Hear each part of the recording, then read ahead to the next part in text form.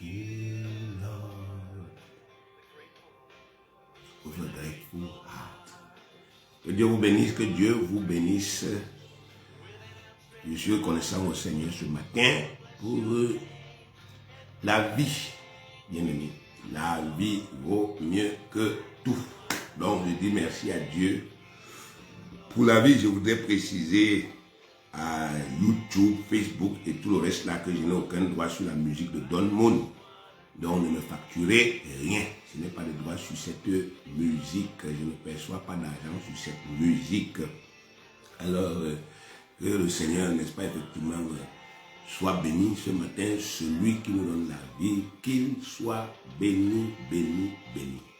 Bien aimé, aujourd'hui je voudrais, je ne veux pas être long, je voudrais partager avec vous sur quelque chose de très important. Parce que vous savez, le ministère que le Seigneur nous a confié, la tâche que Dieu nous a confiée, bien aimé, consiste à délivrer les captifs.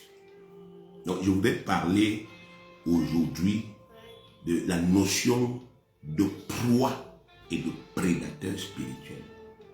Je voudrais expliquer un peu cela en des termes très simples. Vous savez,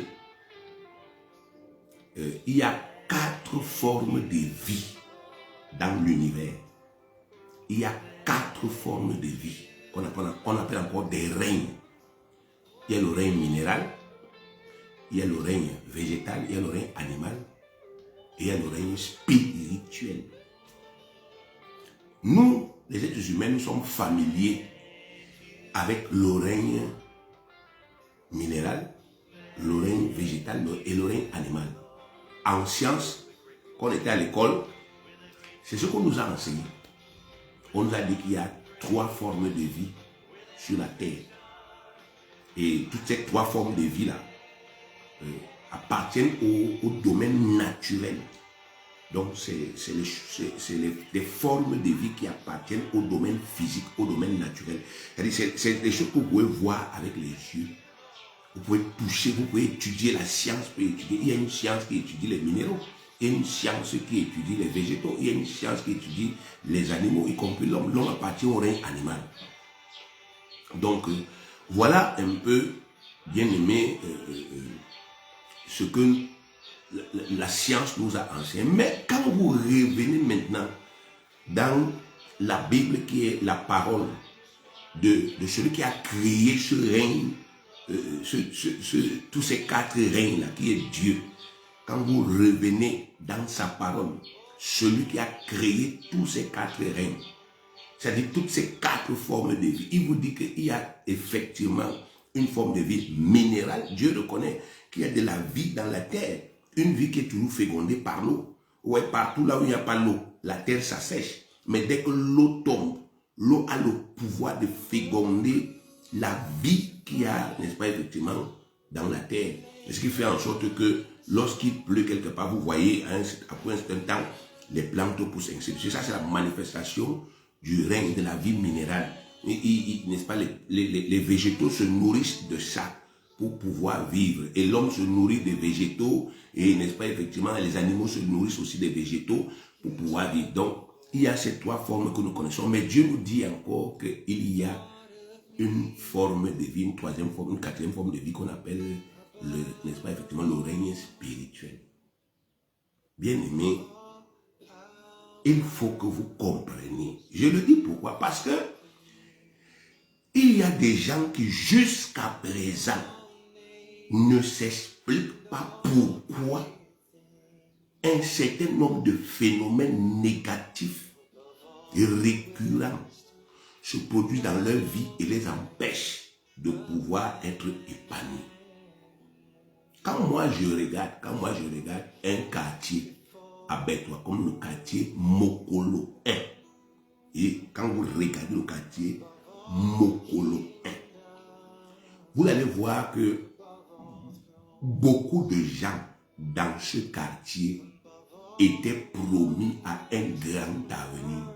Vous allez voir que au quartier Mokolo 1, il y a des gars qui ont joué au football à un niveau que vous ne pouvez pas imaginer, un niveau national. Je dis bien au niveau national. Il y a des gens qui ont joué le football que vous entendez là. Nous, on regarde aujourd'hui Lamine Yamal et tout et tout. On a vu ça à Bertois et particulièrement à Mokolo 1 là. Je ne vais pas citer les noms. Il y a des gens qui ont joué au football à des niveaux incroyables, qui ont eu un talent incroyable dans le football. Mais si vous regardez aujourd'hui, vous allez vous rendre compte que le football ne leur a acheté ni vélo, ni maison, ni voiture. Ils n'ont rien eu. Tandis qu'à côté d'eux, il y a des gens, n'est-ce pas, effectivement, qui ont tchouké à droite, à gauche, tchouké à droite. Ils sont aujourd'hui des footballeurs de référence. D'autres ont même déjà pris leur retraite et continuent de manger, n'est-ce pas, effectivement, l'argent du football. Vous allez à Mokolo 1, vous faites des enquêtes, vous voyez. Il y a eu des opportunités. C'est-à-dire que quelqu'un quitte de Bertois, de Mokolo 1, là, il quitte de là. Il devient quelqu'un dans le milieu du football. Il va jusqu'à, n'est-ce pas, effectivement, Yaoundé. D'autres vont même jusqu'à dans les équipes nationales. Mais après ça, vous voyez qu'il y a une courbe ascendante qui commence. Ça commence, la personne régresse, jusqu'à ce que ça s'éteigne. Il y a des gens dans le quartier Mokolo 1 qui ont eu l'argent, qui ont eu des avantages. C'est-à-dire quand vous regardez, il y a des gens qui ont eu des avantages, des positions d'argent, qu'aujourd'hui, ça devait être des gens qui ont dit, voici son immeuble, voilà ceci. Mais quand vous partez regarder à l'heure actuelle, vous voyez qu'il n'y a rien. Il y a eu des familles d'élite. Il dit les familles d'élite au niveau national au quartier Mokolo. J'ai dit des familles d'élite.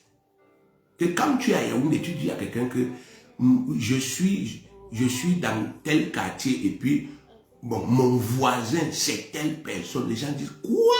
C'est pas possible, vous connaissez. Oui, on se connaît. Mais quand vous allez regarder, vous regardez ce qui se passe dans ces familles, où les parents ont été au plus haut sommet de l'État. J'ai dit le plus haut sommet de l'État. J'ai dit le plus haut sommet de l'État. Frère, je ne sais pas si vous imaginez. On dit que nous sommes dans un quartier à Mokolo 1 où il y a des parents qui ont été au plus haut sommet de l'État du Cameroun. Mais quand vous venez regarder le quartier Mokolo 1, vous voyez effectivement la ruine. Vous voyez, il n'y a rien. Vous ne voyez pas de réalisation. Vous regardez même les familles là. Vous voyez que les choses vont, n'est-ce pas, de mal en pis. Les choses sont en train de s'écarter. Je ne suis pas en train, il faut faire très attention. Moi, je parle des choses spirituelles. Je fais des lectures, des analyses spirituelles. Donc, je suis pas, c'est pour ça que je ne cite pas les noms. Parce que je sais que beaucoup de gens aiment trop la polémique. Moi, je ne suis pas, n'est-ce pas, un polémiqueur. Dieu m'a pris dans ce quartier Mokolo 1. Et puis, n'est-ce pas, effectivement, il m'a renvoyé dans ce même quartier Mokolo 1 pour aller prêcher la bonne nouvelle qui délivre. Quand vous regardez ce cas, vous allez vous rendre compte, il y a des familles, qui sont attachées à la religion. Donc les parents sont attachés comme ça à la religion. Et les parents aiment Dieu. Les gens vont à l'église. Tous les dimanches, comme c'est dimanche aujourd'hui, là, vous allez voir que toute la maison est vide. Les gens partent. Mais quand vous faites le bilan, vous vous rendez compte que les mêmes phénomènes se produisent. Vous allez voir au quartier Mokolo 1, vous allez vous rendre compte qu'il y a eu des périodes. Les jeunes se sont mis à mourir. Vous allez dans telle famille, on vous dit qu'ils ont perdu peut-être 3 ou 4 personnes qui étaient rien que des jeunes. Et des gens qui avaient, n'est-ce pas, effectivement, un avenir devant eux. Vous regardez, il y a des gens qui ont fait des études, qui ont des diplômes. Les gens qui sont, n'est-ce pas, effectivement, calés. Mais vous regardez, ils n'ont pas eu de carrière. Ils n'ont rien, absolument rien eu. Bien aimé. Tout cela a une explication spirituelle. C'est pourquoi le titre de mon post-ci, c'est les proies et les prédateurs spirituels. les proies et les prédateurs spirituels. Quand vous lisez Éphésiens chapitre 6, le verset 12, quand vous lisez la Bible, le vrai problème des gens, c'est qu'ils ne veulent pas lire la Bible. Les gens veulent, bon, ils disent qu'ils veulent connaître Dieu.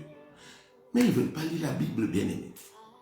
Les gens ne veulent pas écouter la parole de Dieu. Il y a même des gens qui lisent des livres de magie, des livres de ceci, des livres je sais pas, d'histoire, des romans et tout ça. Mais ils ne veulent pas lire la parole de Dieu. Or, c'est la parole du Créateur seul. Lorsqu'elle est interprétée de façon juste et de façon droite, c'est cette parole-là seule qui peut, n'est-ce pas, effectivement, démêler le flou qu'il y a dans les intelligences à un moment donné. C'est cette parole qui peut nous éclairer. La parole de Dieu est une lumière. C'est-à-dire que quand vous rentrez en elle, elle vous donne des explications claires. Vous comprenez des phénomènes que vous ne compreniez pas. Quand vous lisez donc Éphésiens chapitre 6, verset 12, il est écrit « Car nous n'avons pas à lutter. Nous n'avons pas à lutter contre la chair et le sang. » Contre la chair et le sang. C'est-à-dire, nous n'avons pas à lutter contre les choses du règne animal. Parce que c'est dans le règne animal qu'il y a la chair et le sang. On n'a pas à lutter contre la chair et le sang. Les jeunes qui veulent s'émanciper dans ce quartier qu'on appelle Mokolo 1, là, ils n'ont pas à lutter contre la chair et le sang, mais contre les dominations, les autorités, les princes de ce monde des ténèbres, contre les esprits méchants dans les lieux célestes. Voilà, bien aimé, l'explication. Voilà pourquoi vous pouvez voir des gens talentueux dans ce quartier qui n'ont pas pu percer. Dieu leur a donné un talent. Mais ce que eux, ils ont ignoré, c'est qu'ils vivent dans un quartier où il y a des tueurs de talent. Ils vivent dans un quartier où il y a des dominations spirituelles. Ils ont méprisé l'enseignement de la parole. Ils ont méprisé les commandements du Seigneur, les explications du Seigneur, la lumière du Seigneur. Ils ont négligé cela. Qu'est-ce qu'on appelle une domination? Une domination, comme son nom l'indique, c'est une force qui domine quelqu'un. Quand vous regardez ce quartier, il y a des forces qui dominent les vies des gens, qui dominent les familles. Dominer veut dire que tu ne peux rien faire. Tu ne peux rien faire, absolument. Quand les gens te dominent, tu ne peux pas. Pas ta force, là, tu ne peux pas. Pas ton talent, tu ne peux pas. Pas ton intelligence, tu ne peux pas. Il y a dans notre quartier Mokolo, là où nous sommes nés là. C'est vrai pour d'autres quartiers, mais moi je m'occupe de ce quartier-là parce que, effectivement, j'ai des frères et tout, et il faudrait que j'ouvre un peu leur conscience. Il y a des gens dans notre quartier qui sont ce qu'on appelle des prédateurs spirituels. Des gens qui ont fait des pactes avec des mauvais esprits. Je vous dis ça crûment. Il y a des gens dans notre quartier qui ont fait des pactes sataniques, qui utilisent leurs démons pour voler les vies des autres, pour voler les intelligences des autres, pour voler le travail des autres, pour voler les sagesses des autres, pour voler tout ce que les autres devaient avoir. Dans ce quartier que vous voyez, il y a des gens là-bas. Je ne parle pas de ce que je ne connais pas. Je parle des phénomènes que j'ai vus. Il y a des groupes dans ce quartier où les gens sont associés. Il y a des femmes qui font des réunions dans ce quartier-là. Et je connais le lieu où ces femmes se rassemblent. J'ai vu ça avec mes yeux. Le Seigneur m'a ouvert les yeux. J'ai vu ces femmes. Je peux vous les citer. Elles sont là. Il y a certaines qui sont déjà décédées. Mais la plupart sont encore là. Elles font des réunions de sorcellerie. J'ai dit des sorcelleries dans notre quartier. Elles invoquent des esprits contre les vies des gens. Elles détruisent. Et comme pour la plupart, les gens n'ont pas, n'est-ce pas, effectivement, cette connaissance. Les gens ne savent pas que ce genre de phénomène se produit. Les gens, n'est-ce pas, effectivement, sont négligents avec leur sécurité. C'est pour cela que ces pratiques-là continuent d'affecter les vies des gens. J'ai vu dans ce quartier, il y a des bars spirituels. Je vous dis des bars spirituels. J'ai vu comme ça, avec mes yeux, des bars spirituels. Où, parce qu'à un moment, je ne comprenais pas que, Seigneur, comment subitement, le quartier, c'est seulement dans les bars. Tu vois ici, il y a un gros bar comme ça. Après, à côté du gros bar, un autre bar vient. En face, un autre bar vient, bien aimé. Ce sont, n'est-ce pas, des manifestations de la suprématie spirituelle de ces gens. Ils ont pris le quartier en otage. Et eux, un des moyens à travers lequel ils sont en train de détruire, c'est la boisson, c'est l'ivrognerie. Vous allez vous rendre compte que dans notre quartier, au quartier Mokolo 1, un jeune peut boire le vin. Je ne suis pas en train de faire leur procès. Il peut boire le vin chaque jour que Dieu a créé. Toutes sortes de vin. Bien aimé, même s'il n'a pas l'argent, il va boire. Eh bien, sachez que ce sont des pactes. Ils ont dit, je vous dis, ils ont dit, vos cordons ombilicaux, vos nombrils, vos prépuces, ils ont dit, ils ont attaché, ils ont fait des pratiques invoquant des esprits, ils ont creusé un trou là-bas, ils ont mis ça à l'intérieur. Ils ont déclaré, vous boirez le vin. Le vin va venir vous trouver. Je vous parle des choses spirituelles. Ce sont les choses que le Père il a ouvert mes yeux, que Abraham voit. Ils ont essayé à maintes reprises de porter atteinte à ma vie et à mes enfants. Je vous dis qu'un jour, en pleine nuit, ils sont venus tuer un de mes fils. Mais il est vivant, ils ne peuvent pas. Je suis rentré là pour rendre témoignage de cette vérité. Parce que nous ne sommes pas bêtes, on n'est pas stupides. Lorsque j'ai eu, je vous ai parlé des problèmes que j'avais eu à Moutengue, mais bien aimé, je vous jure que c'était une délégation des gens qui étaient partis de Bédois, mystiquement. Ce jour-là, c'était pas me renvoyer, c'était m'assassiner. Parce que si vous voyez comment ça s'est passé, c'est moi qu'on cherchait. Il y avait plein de gens comme ça. C'est moi qu'on cherchait. Un bandit a tiré sur moi à bout portant. Regarde le corps. Il a tiré sur moi à bout portant. La main de Dieu que vous voyez là, ça a pris tous les plombs là. C'est venu mettre ça sur le pied droit, au niveau du tibia. Si ce n'était pas le cas, je mourrais ce jour. Pourquoi? Parce qu'avant d'aller là-bas, j'avais déjà commencé à prêcher. Chaque fois que je partais de Yaoundé, je venais à Bédois. Je voyais certains jeunes, je parlais avec eux du spirituel. Je leur montrais que vous êtes des proies spirituelles. Les gens vous ont pris en otage spirituellement. Vous êtes des captifs. On vous a arrêté, on vous a attaché comme ça. Et ces gens n'aiment pas celui qui vient parler de cela. Ils m'ont pris, bien aimé, ils m'ont pris en haine. Ils me détestent dans ce quartier. Je prenais des temps de jeûne 30 jours. Je jeûne, j'ai pris pour ce quartier 30 jours. Je vois comme ça, quelqu'un vient dans les songes. Il vient me dire, pourquoi tu viens nous attaquer? Pourquoi tu viens détruire? Je dis, parce que vous êtes méchants. Vous êtes des parents. Vous êtes, n'est-ce pas, des grands-parents. Vous êtes des frères et des sœurs. Nous, on a cru. Mais malheureusement, vous utilisez le pouvoir de Satan pour nous détruire. Donc, ce que je voulais dire à la plupart des jeunes qui sont encore vivants, qui sont là, c'est que vous n'allez jamais sortir de cette histoire avec votre force. Jamais. Cet esprit repousse les gens qui viennent pour vous aider. Ça repousse. Cette puissance, ça chasse les projets que les gens veulent venir faire pour vous. Ça chasse les opportunités que les gens veulent vous donner. Cette puissance démoniaque repousse ça, bloque ça et détruit ça. Tant que vous n'allez pas être délivré de cette servitude, vous n'allez jamais pouvoir, n'est-ce pas, effectivement, vivre de façon épanouie. Et regardez le petit commerce. Vous allez voir, vous partez là-bas. Un jeune se met à faire son petit commerce. Frère, ça donne. Il vend sa bouffe là, ça donne.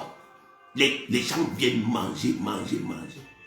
À un moment, vous voyez, ça fait comme ça. Paf, ça tombe. Ça ne donne plus. Un autre se lance. Il commence à dire, bon, je vais faire dans les habits. Ça donne. À un moment, ça fait comme ça tombe. Les gens tournent en rond. Pourquoi? Parce qu'ils sont sous le pouvoir des dominations. Ils sont des proies spirituelles. Ils nous ont réduits en esclavage là-bas. Écoutez ce que je vous dis. Et ils travaillent sur plusieurs plans. Le discrédit. Ils passent le temps à me discréditer. Quand je parle à un enfant, il dit ne l'écoute pas. C'est un braqueur, ne l'écoute pas. Ne l'écoute pas. N'écoute pas ce qu'il te dit. Il avait gâté son travail à la police alors qu'ils savent que c'est eux qui sont partis faire cette chose-là. Ne l'écoute pas. Donc ils doivent jeter le discrédit sur quelqu'un pour gâter même le message que la personne va apporter. Bien-aimés, ils sont méchants. Il y avait dans l'église que je dirais ici, il y avait, n'est-ce pas, effectivement, un jeune que j'ai recueilli. Il sortait de Douala, c'était un bassin. Il était malade. Il est parti de Douala, il est venu à Bertois. Je l'ai accueilli, je le logeais à l'église. J'ai commencé à prier pour lui, j'ai fait sa délivrance. Il a retrouvé la santé, il a retrouvé la forme, etc. Il a décidé de ne plus partir, il est resté avec moi. Et il a commencé à travailler avec moi, à prier avec moi. Il a donc commencé à manifester, n'est-ce pas, effectivement, le don de prophétie. C'est-à-dire c'est quelqu'un qui restait quand il ferme les yeux, il voit. Un jour, je suis allé prier avec lui à Mokolo 1, dans une famille là-bas. Ce gars ne connaît pas Mokolo 1. Mais je vous dis que j'étais abasourdi par ce que l'Esprit de Dieu avait dit le jour. Ce gars nous a indiqué une maison à Mokolo 1. Il nous a dit, le papa qui est dans cette maison est le chef des sorciers de votre quartier. Il a sa chefferie à lui, à Mokolo 4 là-bas. C'est là-bas qu'on commande Mokolo 1. Il rend compte de tout ce qui se passe dans votre quartier ici, là-bas. Il vole les sagesses des enfants, il donne à ses enfants pour que ses enfants avancent. Il fait semblant d'être malade, il se lève là, il marche doucement, doucement. Vous croyez qu'il est en train de se dégourdir les jambes alors qu'il borne son terrain. J'ai eu la chair de poule parce que toutes les indications que ce jeune gars donnait étaient vraies. Je connaissais la personne de qui il s'agissait, lui ne connaissait même pas. Donc, il faut que vous compreniez que il y a des dominations spirituelles qui s'exercent sur vous. Il y a des puissances occultes qui s'exercent sur vous. Ça va aller jusqu'à tuer, à briser des vies. Si Dieu ne fait pas grâce, chaque fois que vous voulez vous élever, ils vont vous briser. Vous allez faire même des choix bizarres. J'ai vu ça dans ma propre famille. Des choix bizarres. Quelqu'un est au sommet de son art. Il doit faire un bon choix. Cette puissance vient influencer sa tête. Lui-même, il fait un choix bizarre. Ça retombe chez lui. Personne n'avait les yeux pour voir. Aujourd'hui, est-ce que vous croyez que dans ma famille, on devait, n'est-ce pas, se mettre à avoir besoin que quelqu'un nous donne 5 francs? On ne devait pas louer, n'est-ce pas, les terrains de chez nous pour vivre. Dieu nous a suffisamment bénis. Seulement le talent du football, l'intelligence à l'école et tout ça là. Bien aimé, on devait être, n'est-ce pas, une des familles leaders. Mais ce n'est pas le cas. Ce n'est pas le cas. Parce qu'effectivement, on n'a pas pu discerner. Et aujourd'hui, il faut crever ces abcès. Il y a des gens qui sont des prédateurs spirituels. C'est-à-dire des gens qui ont fait des pactes avec le démon dans ce quartier-là. Des gens avec lesquels nous partageons parfois même le sang. Nous partageons la vie. Nous sommes en communion. Des gens qui ont profité justement de cela pour, n'est-ce pas, effectivement, prendre les vies des autres en otage. Vous savez que Satan n'est pas un créateur. Satan ne peut pas créer la richesse. Il ne peut pas créer. Il ne peut pas créer l'enfant dans le ventre de quelqu'un. Il ne peut pas créer. Il n'est pas créateur. Donc Satan a besoin de développer des méthodes qu'on appelle le vol spirituel. Donc Satan doit prendre chez quelqu'un pour donner à l'autre. C'est comme ça que ces gens fonctionnent. Ils ne peuvent pas créer l'intelligence, mais ils peuvent voler les intelligences pour donner à l'autre. Ils ne peuvent pas créer les richesses, mais ils peuvent voler. Ils peuvent voler, ils peuvent détruire. Et c'est le phénomène que nous avons vécu dans ces quartiers. Et il faut que cet abcès soit percé.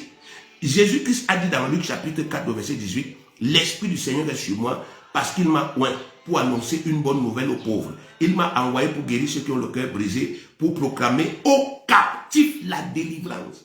Le mot captif dit prisonnier. Et il y a des gens qui marchent debout, qui travaillent